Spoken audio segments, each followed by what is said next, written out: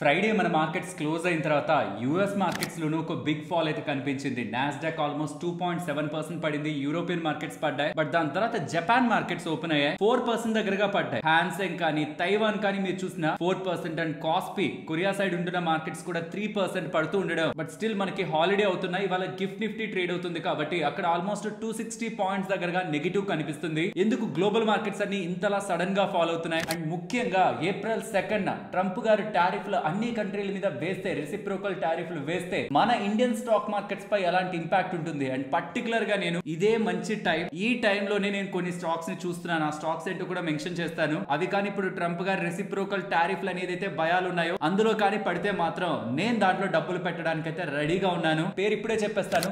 Pharma related గా భారీగా టారిఫ్లు వేస్తారు ట్రంప్. దాంతో ఇండియన్ ఫార్మా కంపెనీస్ కు ఒక బిగ్ నెగిటివ్. సో కాబట్టి ఇండియన్ ఫార్మా స్టాక్స్ ని అమ్మేయండి అనేలా మీకు ఏవైతే ఫైనాన్షియల్ ప్లాట్ఫామ్స్ లో, సోషల్ మీడియాలో నెగిటివ్ గా కనిపిస్తుందో దీని బ్యాక్ ఉంటున్న రియల్ లాజిక్ మీకు అర్థమైతే, ట్రంప్ గారి టారిఫ్లు వేస్తే మన ఫార్మా కంపెనీస్ ఏ రకంగా నెగిటివ్ అవుతుందన్న లాజిక్ మీకు అర్థమైందంటే ఇది ఆపర్చునిటీయా ఆర్ ఫార్మా కంపెనీలో డబ్బులు పెట్టడం థ్రెట్ అనేది మీకు అర్థం అవుతుంది. ఇది పర్ఫెక్ట్ పాయింట్. భయాలతో కొన్ని సెక్టార్లు రియాక్ట్ అయ్యి మనకు అవకాశాన్ని ఇస్తాయి. దాని బ్యాక్ ఉంటున్న రియల్ లాజిక్ మీకు అర్థమైతే అది పడుతున్న ప్రతిసారి నెక్స్ట్ కొంత టైం తర్వాత మీకు ఫాల్ కనిపించదు. ఆ తర్వాత కొన్ని నెలలకి అది ఎంత రికవర్ అయితే మనకి ఎంత లాభం వస్తుందన్న క్యాలిక్యులేషన్స్ మనకి కొన్ని సెక్టార్స్ లో కనిపిస్తున్నాయి. కాబట్టి డీటెయిల్డ్ గా ఇవాళ వీడియోలో ఎక్స్ప్లెయిన్ చేస్తాను. అండ్ ఫ్రెండ్స్, ఇలాంటి ఇంపార్టెంట్ డేటా మీరు చూస్తారు నెక్స్ట్ 5 minutes లో. డేటా ఎలా నేను మీకు షేర్ చేస్తున్నాను, మీకు అట్లీస్ట్ చూస్తున్నప్పుడు వాల్యుబుల్ గా ఉంది, ఇది రైట్ టైం లో నాకు తెలియడం వల్ల నాకు యూజ్ ఉంటుందని మీకు అనిపించింది అనుకోండి, దెన్ తప్పకుండా వీడియోని లైక్ చేస్తూ పెడుతున్న ఎఫర్ట్స్ ని ఎంకరేజ్ చేయండి. ఓకే, మెయిన్ పాయింట్ మాట్లాడుకునే ముందు, ఇండియన్ స్టాక్ మార్కెట్స్ రిలేటెడ్ ఎలాంటి ఇంపాక్ట్ ఉంటుందో తెలుసుకునే ముందు, ట్రంప్ గారు ఒక థింకింగ్ ని మీరు గమనిస్తే, మన గ్లోబల్ గా ఉంటున్న ప్రతి కంట్రీ కూడా వేరొక కంట్రీస్ నుంచి ఇంపోర్ట్స్ గా, దిగుమతులుగా కొన్ని తెచ్చుకుంటుంది, ఎక్స్పోర్ట్స్ గా, ఎగుమతులుగా కొన్ని చేస్తూ ఉంటుంది, వేరే వేరే కంట్రీస్ కి పంపిస్తూ ఉంటుంది, వేరే వేరే కంట్రీస్ నుంచి తెచ్చుకుంటూ ఉంటుంది. సో ఇది జరుగుతూ ఉంటుంది. మనకి కొన్ని ఆర్గనైజేషన్స్ ఉన్నాయి, WTO world trade organisation and GATT general agreement on tariffs and trade. ఇక్కడ కొన్ని రూల్స్ ఉంటాయి అన్నమాట. ఆ రూల్స్ ప్రకారం ఏంటంటే, మీరు ఒక్కొక్క కంట్రీ అనుకోండి, లైక్ మీరు యుఎస్ అనుకోండి, నేను ఇండియా అనుకోండి, నేను మీ మీద 30% టారిఫ్ వేస్తుంటే యాజ్ అన్ ఎమర్జింగ్ మార్కెట్ గా, డెవలపింగ్ మార్కెట్ గా నేను మీ మీద 30% టారిఫ్ వేస్తే, మీరు కూడా నా మీద 30% టారిఫ్ వేయకూడదు. ఎందుకంటే నేను వేస్తున్న దానికి ప్రధానమైన కారణం, మీ దగ్గర, చైనా దగ్గర, వేరే వేరే కంట్రీస్ దగ్గర ఉన్న వాళ్ళందరూ వచ్చి నా దగ్గర అమ్మేస్తారేమో, మరి నా దగ్గర దేశంలో ఉంటున్న కంపెనీస్ కి భద్రత ఏది? వాళ్ళు ఎలా ఎదగాలి? కాబట్టి ఎదిగిన దేశాల మీద నేను ఎక్కువ వేస్తాను, నా మీద మీరు అంత వేయకూడదు. అది WTO రిలేటెడ్ గా and trade and tariff related గా కొన్ని అగ్రిమెంట్స్ ఉంటాయి. దీన్ని మల్టీలేటరలిజం అంటారు. ఏంటి మల్టీలేటరలిజం? మల్టీలేటరలిజం లో కొన్ని ఆర్గనైజేషన్స్ ఫిక్స్ చేసిన రూల్స్ ప్రకారం కంట్రీస్ ఇంకొక కంట్రీ మీద అన్నెసరీగా వేసేకూడదు, టారిఫ్లను వేసేకూడదు. ఇప్పటి వరకు గ్లోబల్ గా మల్టీలేటరలిజమే కొనసాగుతూ వచ్చింది. కానీ ఇప్పుడు రీసెంట్ గా ట్రంప్ గారు వ్యవహార శైలి బైలేటరలిజం మీదకి వెళ్తుంది. అంటే ఇప్పుడు మళ్ళీ మీరు యుఎస్, నేను ఇండియా, నేను మీ మీద 30% మీ దగ్గర నుంచి వస్తున్న కార్లు, కొన్ని CC కార్ల మీద, సర్టెన్ ఇంజన్ పవర్ ఉంటున్న వాటి మీద నేను వేశాను అనుకోండి, నువ్వు నా మీద వేసావంటే మరి నేను కూడా నీ మీద అంత వేస్తానని, మీరు కూడా నా మీద 30% వేయడం, నువ్వు నాకు ఏమిస్తావో నేను నీకు అది తిరిగిస్తానని చెప్పడం కారణంగా ఏమవుతుందంటే, ఇప్పటి వరకు మనం గ్లోబల్ గా ఆర్గనైజ్ చేసుకునే ఎంటైర్ వెబ్ ఉంటుంది కదా, ఎంటైర్ ఒక స్ట్రక్చర్ ఉంటుంది కదా, అది మొత్తం డిస్టర్బ్ అవుతుంది. ఇంకా ఏ కంట్రీ కూడా ఒక రూల్స్ అని, రెగ్యులేషన్స్ అని ఫాలో అవ్వదు. వాళ్ళకి నచ్చినట్టు టారిఫ్లు వేస్తారు, వాళ్ళకి నచ్చినట్టు మార్చుకుంటూ పోతారు. ఎంటైర్ ఈ మల్టీలేటరలిజం కానీ కొలాప్స్ అయిందంటే, ఎమర్జింగ్ మార్కెట్స్ కి, అండర్ డెవలప్డ్ మార్కెట్స్ కి, డెవలప్డ్ నేషన్స్ నుంచి టారిఫ్ థ్రెట్ తో వాటి ఎదుగుదల మీద ఇంపాక్ట్ ఉంటుంది. అదంతా కాదు, కానీ ఇప్పుడు ఒకవేళ రెసిప్రోకల్ టారిఫ్లు ఇండియా మీద వేసేస్తే ఇండియా ఒక పరిస్థితి ఏంటి? మీరు చెప్పండి, ఎవరికి ఎక్కువ ఇంపాక్ట్ ఉంటుంది? ట్రంప్ గారు టారిఫ్లు పెంచితే ఎవరికి ఎక్కువ ఇంపాక్ట్ ఉంటుంది? ఏ కంట్రీలు అయితే యుఎస్ నుంచి తెచ్చుకుంటున్న దిగుమతులు, యుఎస్ నుంచి వస్తున్న ఇంపోర్ట్స్ కంటే యుఎస్ కి చేస్తున్న ఎక్స్పోర్ట్స్ ఎక్కువ అవుతాయో ఆ కంట్రీస్ కే కదా. అంటే మీరు యుఎస్, నేను ఇండియా, నేను మీ దేశానికి అంటే యుఎస్ కి 1000 కోట్ల దగ్గరగా నేను మీకు పంపిస్తూ, ఎగుమతి చేస్తూ, మీకు మీ దగ్గర నుంచి 100 కోట్ల తెచ్చుకుంటున్నాను అనుకోండి, మీ దగ్గర నుంచి వస్తున్న ఇంపోర్ట్ నా దగ్గరికి 100 కోట్లే, నేను పంపిస్తున్నది మీకు 1000 కోట్లు అనుకోండి, డిఫరెన్స్ ఎంత? 900 కోట్లు. సో ఒకవేళ మీకు నా మీద కోపం వచ్చి, యుఎస్ గా మీకు ఇండియా మీద కోపం వచ్చి, మీరు కానీ ట్యాక్స్ ని పెంచాలనుకుంటే, నా 900 కోట్ల ఎగుమతులకి రిస్కే కదా. మీ దగ్గర నుంచి నాకు వస్తున్నది 100 కోట్లే, నేను కొంటున్నది 100 కోట్లే, మీకు అమ్ముతున్నది 1000 కోట్లు, 900 కోట్లు డెఫిసిట్ ఉంది కదా. సో ఎప్పుడైతే రెండు దేశాల మధ్యలో డెఫిసిట్ ఎక్కువ ఉండి, యుఎస్ అయినా మీరు అమ్ముతున్న దానికంటే కొంటున్నది ఎప్పుడైతే ఎక్కువ ఉంటుందో, మీకు పవర్ ఉంటుంది ఆ కంట్రీ మీద, ఆ కంట్రీని ఇంపాక్ట్ చేయడానికి, సఫర్ చేయడానికి, మాటలతో హింసించడానికి యాజ్ ఎన్ యుఎస్ గా మీ దగ్గర పవర్ ఉంటుంది. అలా ఏ కంట్రీస్ మీద పవర్ ఉందో తెలుసా? యుఎస్ కి చైనా $270 బిలియన్ దగ్గరగా డెఫిసిట్ ఉంది. అంటే యుఎస్ అమ్ముతున్న దానికంటే కొనుక్కుంటున్నది $270 బిలియన్ ఎక్కువ, అమ్ముతున్నదేమో $131 బిలియన్, తెచ్చుకుంటున్నది, కొనుక్కుంటున్నదేమో యుఎస్ $401 బిలియన్, చూస్తే $270 బిలియన్ డెఫిసిట్ ఉంది. అలా మెక్సికో, వియత్నాం, ఐర్లాండ్, జర్మనీ ఎంత ట్రేడ్ డెఫిసిట్ ఉందనే చూడొచ్చు. మరి ఇక్కడ ఇండియా లేదే, ఇండియాని కూడా చూపించిన ఈ లిస్ట్ చూడండి. ఇప్పుడు మన ఇండియా ట్రేడ్ డెఫిసిట్ పరంగా 11th కంట్రీ అన్నమాట. 11th country, nearly $41 billion. మనం యుఎస్ కి పంపించేదేమో $80 బిలియన్, యుఎస్ నుంచి కొనుక్కునేదేమో $38 బిలియన్, నియర్లీ $39 బిలియన్.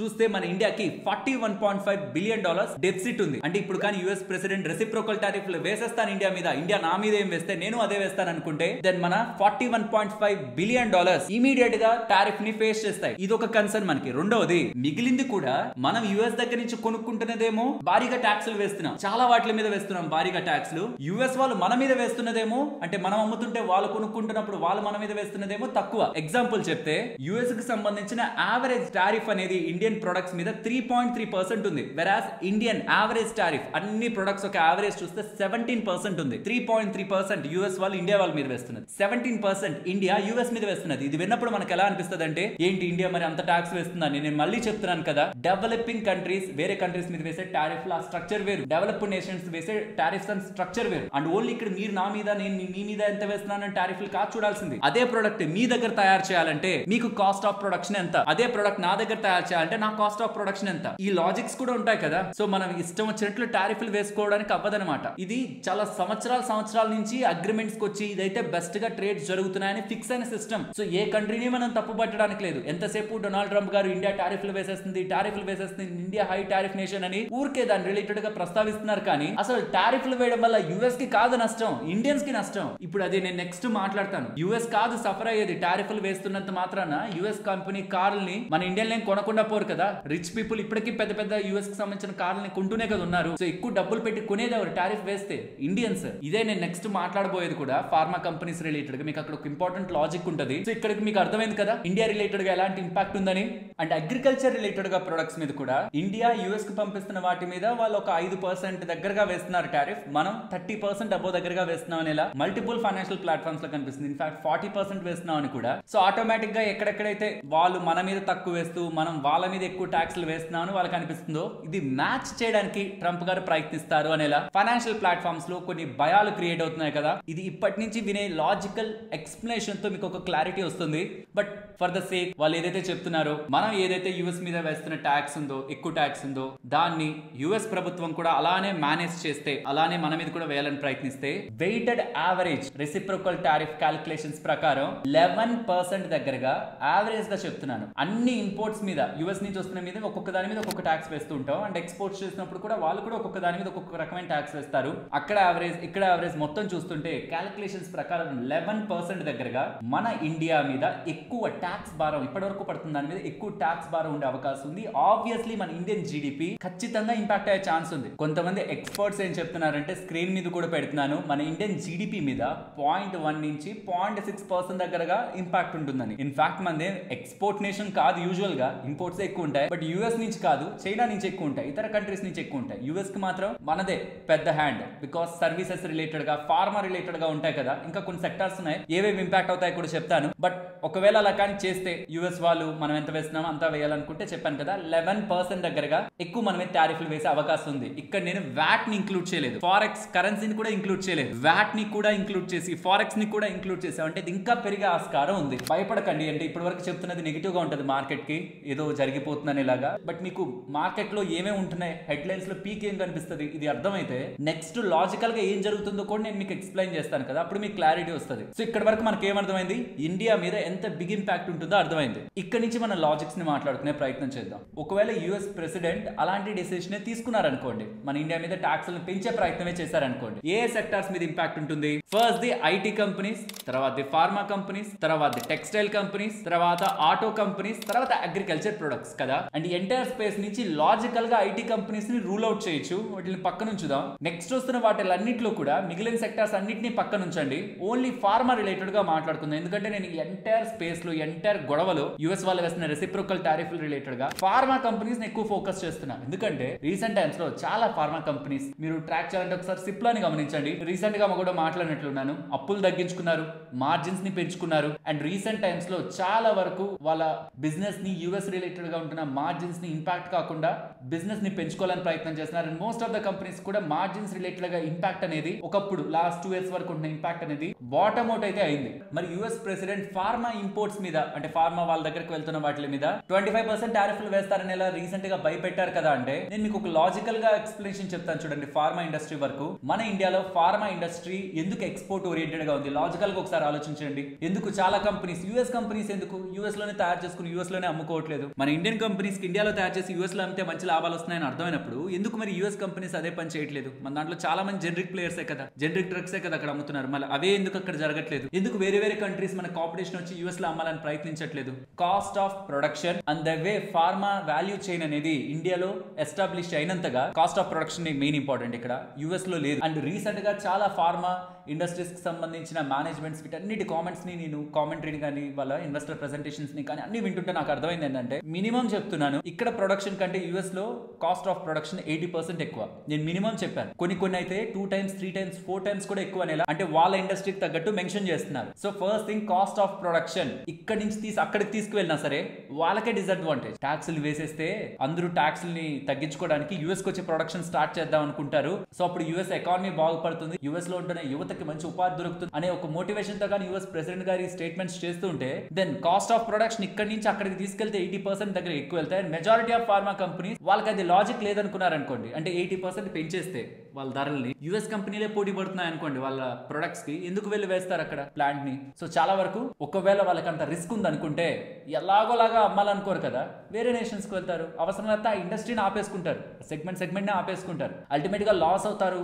ఒక ప్లాంట్ ని పెట్టి అక్కడ ప్రొడక్షన్ చేసి లాస్ అవడం కంటే పెట్టకుండా బిజినెస్ వదులుకోవడం మంచిది కదా. చాలా రెగ్యులేషన్స్ మార్చినప్పుడు చాలా కంపెనీస్ బిజినెస్ వదిలేస్తాయి. ఇలా ఇప్పుడు ఫార్మా ఇండస్ట్రీని టచ్ చేస్తే ఏదో జరిగిపోతుంది, మన ఇండియన్ ఫార్మా ఇండస్ట్రీని టచ్ చేస్తే ఏదో జరిగిపోయి అక్కడికి వెళ్ళిపోతాయి ఫార్మా ఇండస్ట్రీస్ అని అనుకొని ఖచ్చితంగా స్మార్ట్ మూవ్ అయితే తీసుకోరనేది నా ఒపీనియన్. ఒకవేళ నిజంగా ఫార్మా ఇంపోర్ట్స్ మీద వేసేస్తాను ట్యాక్స్ అని భయపెట్టే ప్రయత్నంలో కానీ ఇండియన్ ఫార్మా కంపెనీస్ పడితే నా వరకు అయితే అదొక మంచి అవకాశం అని అయితే నేను చూస్తాను. లాజికల్ గా మన ఫార్మా కంపెనీస్ ని టచ్ చేసి వాటిని స్క్వీజ్ చేసి ఏదో సంపాదించేద్దామని అయితే లాజిక్ అయితే నాకు కనిపించట్లేదు. కాస్ట్ ఆఫ్ ప్రొడక్షన్ డిఫరెన్స్ వచ్చేస్తుంది. గ్లోబల్ గా ఉంటున్న ఫార్మా కంపెనీస్ మన ఇండియన్ ఫార్మా కంపెనీస్ తో కాంపీట్ అయ్యి అక్కడికి వచ్చి అమ్మేసే సినారియో నాకేం కనిపించట్లేదు. And the way Indian pharma companies generic pharma company USFDA approvals పరంగా కానీ యూఎస్ తో ఉంటున్న రిలేషన్స్ కానీ ఫార్మా ఇండస్ట్రీ పరంగా ఏదైతే ఇయర్స్ ఆఫ్ రిలేషన్ ఉందో అది డెఫినెట్లీ లాంగ్ రన్ లో హానర్ అవుతుంది. అండ్ ఇండియన్ ఫార్మాని నెగ్లెక్ట్ చేయడం వాళ్ళకే రిస్క్ అనేలా ఉంది, కానీ నాకు మన ఇండియన్ ఫార్మా కంపెనీస్ కి రిస్క్ అనేలాగైతే అనిపించట్లేదు.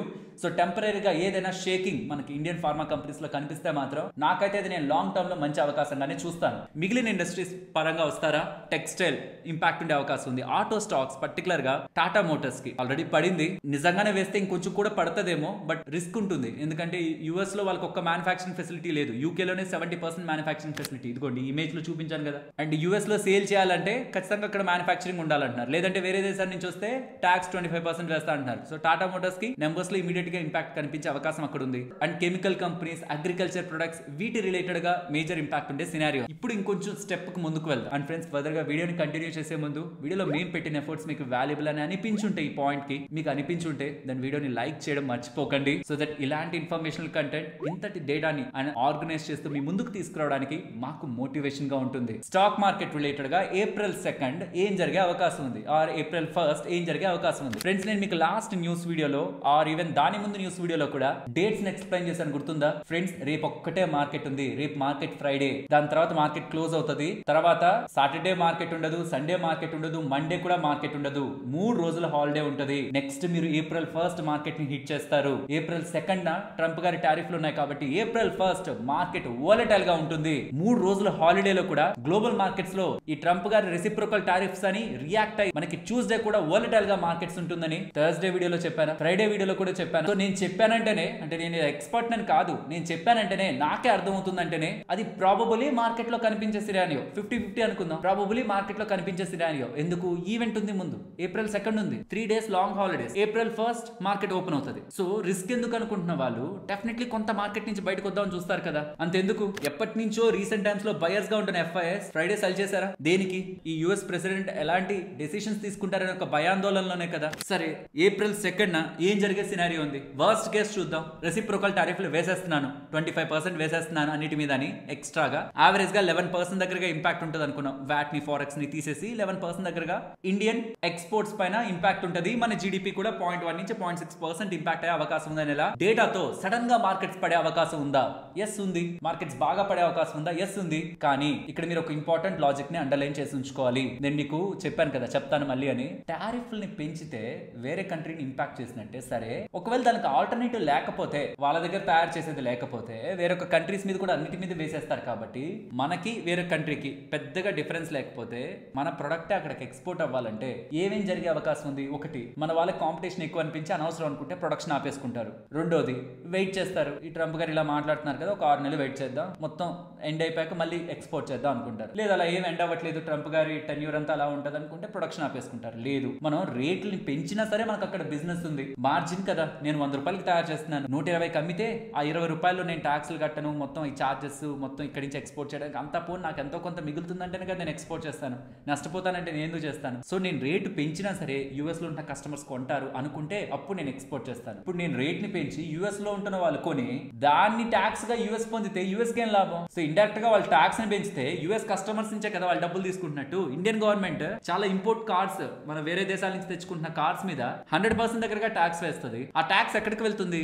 కంపెనీకి వెళ్తుందా? యూఎస్ కంపెనీకి వెళ్తుందా? జర్మన్ కంపెనీకి వెళ్తుందా? ఇండియన్ గవర్నమెంట్ వెళ్తుంది. జిఎస్టీ 20, 30, 40, 50% కూడా వేస్తారు కార్ల మీద. రేట్లు పెరుగుతాయి, పెంచిన రేట్ ని అమ్ముతుంది ఆ కంపెనీ. డబ్బులు ఎవరికి వెళ్తుంది? గవర్నమెంట్ కి వెళ్తుంది. ఎవరి దగ్గర నుంచి వెళ్తుంది? ఇండియన్స్ దగ్గర నుంచే వెళ్తుంది. అలానే యూఎస్ లో కూడా జరుగుతుంది. టారిఫ్లు పెంచినంత మాత్రాన ఏదో ఇంకొక కంట్రీని దోచుకుంటున్నట్టేం కాదు, ఇంకొక కంట్రీని ఏదో లాగుతున్నట్టు కాదు. అండ్ ఇక్కడ అన్ని కంట్రీల మీద టారిఫ్లు పెంచేసి ఇండియా మీద కూడా పెంచేస్తే ఇప్పుడు ఏం జరుగుతుందో అది ఇంకొక లెవెల్ హైయర్ కి వెళ్ళి జరుగుతుంది. Definitely global trade supply impact అవుతుంది. ఇప్పుడుంటున్న గ్లోబల్ ట్రేడ్ సప్లై ఏదైతే ఉందో అది డెఫినెట్లీ ఇంపాక్ట్ అవుతుంది. కానీ ఓన్లీ ఇండియానే ఇంపాక్ట్ అవుతుందా? ఇండియా ఎక్కువ ఇంపాక్ట్ అవుతుందా? తక్కువ ఇంపాక్ట్ అవుతుందా? తక్కువే ఇంపాక్ట్ అవుతుంది. మన ఎక్స్పోర్ట్ నేషన్ ఏం కాదు. బట్ స్టిల్ యూఎస్ రిలేటెడ్ గా ఎక్స్పోర్ట్స్ మనం ఎక్కువ డెఫిసిట్ స్టార్టింగ్ లోనే చెప్పా. బట్ అంత భయపడిపోవాల్సినవి కాదు. నా ఒపీనియన్ చెప్తాను ఇక్కడ. ప్రతిసారి నా ఒపీనియన్ లో నేను స్టేట్మెంట్ చేసేది ఏంటంటే, నేను అనుకునేది రైట్ అవ్వచ్చు, రాంగ్ అవ్వచ్చు. బట్ లాజిక్ ఉందనుకుంటే ఓకే ఇలా జరగచ్చు కదా అనుకుంటారేమో మన వాళ్ళు కూడా, ఆ వేలో థింక్ చేస్తారేమో చెప్తాను. నేనేమనుకుంటాను చెప్తాను. అండ్ ప్రాబబ్లీ ట్రంప్ గారు ఏం చేసే అవకాశం ఉంది? April 2న వర్స్ట్ కేసులో టారిఫ్లను వేసేసే అవకాశం ఉంది. ఎందుకు? ఇంతకాలం ముందుకి వెనక్కి ఆయన మూవ్ అవుతుండడం, మాటల్ని మార్చుకుంటూ ఉండడం కారణంగా చాలా మంది ప్లేయర్స్ ఏంటంటే, మ్యానుఫ్యాక్చరింగ్ ప్లేయర్స్ ఏంటంటే వెయిట్ చేస్తారు. సరే చూద్దాం April 2 అలా అంటున్నాడు కానీ వేయడేమో అని. ఇది ట్రంప్ గారికి కూడా తెలుసు. కాబట్టి భయపెట్టడానికి April 2న నేను టారిఫ్ వేసేస్తున్నాను అని చెప్పొచ్చు. చెప్పిన తర్వాత ఏం జరగచ్చు? అదే కంటిన్యూ అవుతుందా? తన టెన్యూర్ అంతా కంటిన్యూ అవుతుందా? ఆర్ నా దగ్గరికి వీళ్ళు వచ్చి మాట్లాడారు అంటే నేను తగ్గుతున్నట్టు కాదు, వాళ్ళు వచ్చి నన్ను రిక్వెస్ట్ చేశారు కాబట్టి వాళ్ళని వదిలేస్తున్నాను, ఈ సెక్టర్ ని వదిలేస్తాను, ఈ కంట్రీని వదిలేస్తాను, ఎందుకంటే వాళ్ళు అగ్రీ చేశారు. ఈ మాటలు తర్వాత చెప్పే అవకాశం ఉంది. కానీ టారిఫ్ వేస్తున్నాను అని చెప్పిన రోజు మార్కెట్ ఎలా రియాక్ట్ అవుతుంది? పానిక్ అవుతుంది, ఎక్కువగా పడుతుంది. ఫార్మా కంపెనీస్ మీద మాట్లాడితే ఫార్మా కంపెనీస్ కూడా పడతాయి. నెక్స్ట్ థింక్ చేయవు. నెక్స్ట్ ఏమవుతుంది? ఇక్కడ కానీ పెంచితే అక్కడ వాళ్ళకి ఏం నష్టం? ఏమి ఆలోచించవు. ఫస్ట్ మార్కెట్ పడుతుంది, తర్వాత ఆలోచిస్తుంది. కొనే ముందైనా జనరల్ గా ఆలోచిస్తారు కానీ అమ్మాలన్నప్పుడు ఎవరు ఆలోచించారు? అమ్మేయడం దాని తర్వాత ఆలోచించడం జరుగుతుంది. సో పానిక్ సినారియో మార్కెట్ లో క్రియేట్ అయ్యే అవకాశం ఉంది.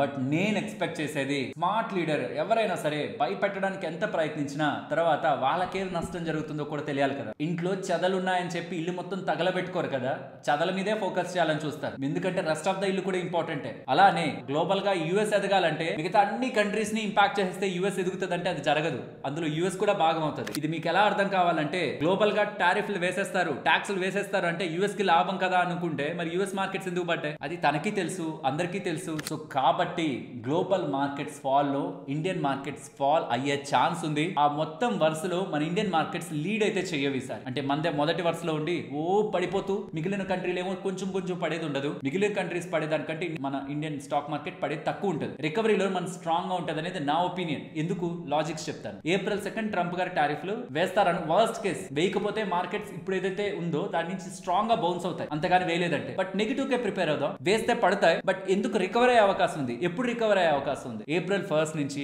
మిడిల్ క్లాస్ వాళ్ళకి తగ్గించిన ఇన్కమ్ ట్యాక్స్ రేట్స్ అమల్లోకి వస్తాయి. అక్కడి నుంచి 12 లక్షల మీద నాకు ఇన్కమ్ ట్యాక్స్ లేదు అనుకున్న ప్రతి ఒక్కరు ఆ ఎక్స్ట్రా డబ్బులు మార్కెట్స్ లో అంటే ఇండియన్ మార్కెట్ లో స్టాక్ మార్కెట్ లో కాదు, జనరల్ మార్కెట్స్ లో స్పెండ్ చేయడానికి ప్రయత్నిస్తారు, సేవ్ చేస్తారు, స్పెండ్ కూడా చేస్తారు. నార్మల్ ఉంటున్న దానికంటే స్పెండింగ్ కొంచెం ఎక్కువ ఉంటుంది, కొంచెమే తీసుకుందాం. దాంతో జీడిపి కూడా ఉన్నదానికంటే ఇంకొంచెం బెటర్ వస్తుంది. దాంతో మిగిలిన కార్పొరేట్ కంపెనీస్ ఒక ఎర్నింగ్స్ కూడా ఉన్నదానికంటే ఇంకొంచెం బెటర్ వస్తాయి. ఎప్పుడైతే ఇంకొంచెం మిగిలిన నేషన్స్ కంటే, యుఎస్ కంటే, చైనా కంటే, జపాన్ కంటే, కొరియా కంటే, మిగిలిన ఎమర్జింగ్ మార్కెట్స్ కంటే, డెవలప్డ్ నేషన్స్ కంటే ఇంకొంచెం బెటర్ గా మన డేటా ఎప్పుడైతే గ్లోబల్ గా ఉంటున్న ప్లేయర్స్ కి కనిపిస్తుందో, పీ రీ రేటింగ్ కూడా ఇండియా ఇంకొంచెం ఫాస్ట్ గా గ్రో అవుతుంది. రీసెంట్ గా చూపించాను కదా జీడిపి డేటా, వరల్డ్ అనేది స్ట్రాంగ్ గా గ్రో అవుతూ ఐఎంఎఫ్ వాళ్ళు చెప్తున్న దాని ప్రకారం ఇంకొన్ని ఇయర్స్ లో జపాన్ ని మనం ఓవర్టేక్ చేసి 4th పొజిషన్ కి వెళ్తామని చెప్తున్నారు. సో అలా మనం కానీ ఇంకొంచెం స్ట్రాంగ్ గా జీడిపి డేటాని, మ్యాక్రో ఎకనామిక్ డేటాని చూపించగలుగుతూ ఉంటే ఆ ప్రాసెస్ లో కార్పొరేట్ ఎర్నింగ్స్ బాగుంటాయి, కంపెనీస్ రిజల్ట్స్ బాగుంటాయి, ఇండియన్ జీడిపి గ్రోత్ బాగుండి ఆటోమేటిక్ గా ఎఫ్ఐఎస్ ఒక కంబ్యాక్ గ్లోబల్ గా సెల్ ఆఫ్ చేసినా మన ఇండియన్ మార్కెట్స్ లోకి వచ్చే అవకాశం ఉంటుంది కదా. నేను ఈ డేటాని, ఈ మ్యాక్రో డేటాని నేను ఇప్పుడు కాదు,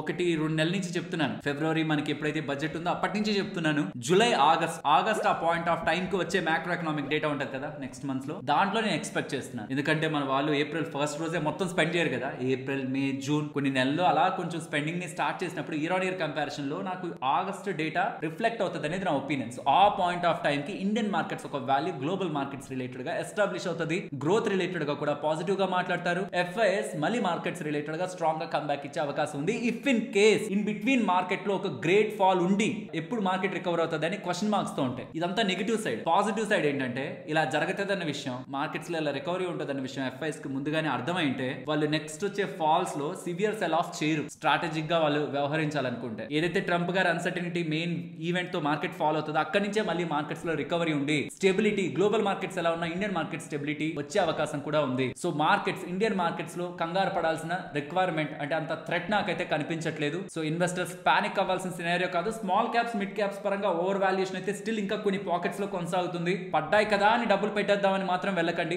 ఎర్నింగ్స్ గురించి కొంచెం ఆలోచించండి. ఎర్నింగ్స్ బాగుంటాయి, కాన్ఫిడెన్స్ ఉంది, సెక్టర్ బాగా గ్రో అవుతుంది, దెన్ గుడ్. లేకపోతే నేను మీకు చాలా వీడియోస్ లో కూడా రీసెంట్ గా చెప్పాను, మ్యూచువల్ ఫండ్స్ అండ్ ఈటీఎఫ్ మీరు థింక్ చేయాల్సిన నీడ్ లేదు. ఈ లార్జ్ క్యాప్ బేస్డ్ గా, ఇండెక్స్ బేస్డ్ గా ఈటీఎఫ్ లు, మ్యూచువల్ ఫండ్స్ ఒకవేళ మీకు తెలియకపోతే ఈ 2 వీడియోస్ కూడా డిస్క్రిప్షన్ కామెంట్ సెక్షన్ లో ఇస్తాను, గమనించండి. అండ్ ఎందుకు ఇండియా రిలేటెడ్ గా నేను మిగిలిన కంట్రీస్ రిలేటెడ్ కంటే కూడా ఎందుకు పాజిటివ్ గా మాట్లాడుతున్నానంటే, ఇక్కడ నుంచి కొంత టైం బ్యాక్ నరేంద్ర మోడీ గారు రెసిప్రోకల్ టారిఫ్ లని ఒక మాట వచ్చిన వెంటనే యుఎస్ ని సందర్శించి అక్కడ డొనాల్డ్ ట్రంప్ గారితో మీటింగ్ ఏర్పాటు చేసుకొని $500 బిలియన్ ట్రేడ్ డీల్ రిలేటెడ్ గా, నెక్స్ట్ కమింగ్ ఇయర్స్ లో ట్రేడ్ డీల్ రిలేటెడ్ గా డిస్కషన్స్ చేశారు. అండ్ రీసెంట్ గా మెజారిటీ ఆఫ్ ఇంపోర్ట్స్ ఏదైతే యుఎస్ నుంచి వస్తున్నాయో దాని మీద మన ఇండియా కూడా ట్యాక్స్ ని వదులుకోవడానికి, ఇప్పటివరకు వస్తున్నాయి హైయెస్ట్ ట్యాక్స్ ని వదిలేసుకోవడానికి ఇండియా కూడా రెడీగా ఉందని ఇలా సిగ్నల్స్ ని పంపిస్తుంది. అండ్ యుఎస్ రిలేటెడ్ గా ఆయిల్స్ ని, అక్కడ ఉన్న క్రూడ్ ఆయిల్ ని హైయెస్ట్ ఇంపోర్ట్ చేసుకుందామని, డిఫెన్స్ ప్రొడక్ట్స్ ని కూడా అక్కడ వాళ్ళకి ఏదైతే డిఫెన్స్ ప్రొడక్ట్స్ అంతే లాభం ఉంటుందో వాటన్నిటిని కూడా తెచ్చుకుంటాను ఒప్పందాలను కుదుర్చుకుంది. అండ్ టారిఫ్ ని కూడా వదిలేసుకుంటానంది, చాలా వరకు టారిఫ్ ని కూడా వదిలేసుకుంటా అంది. అండ్ స్టిల్ ఇప్పటికి కూడా just 2 days back markets close అయిన తర్వాత ట్రంప్ గారు చేసిన స్టేట్మెంట్స్ ఏంటంటే,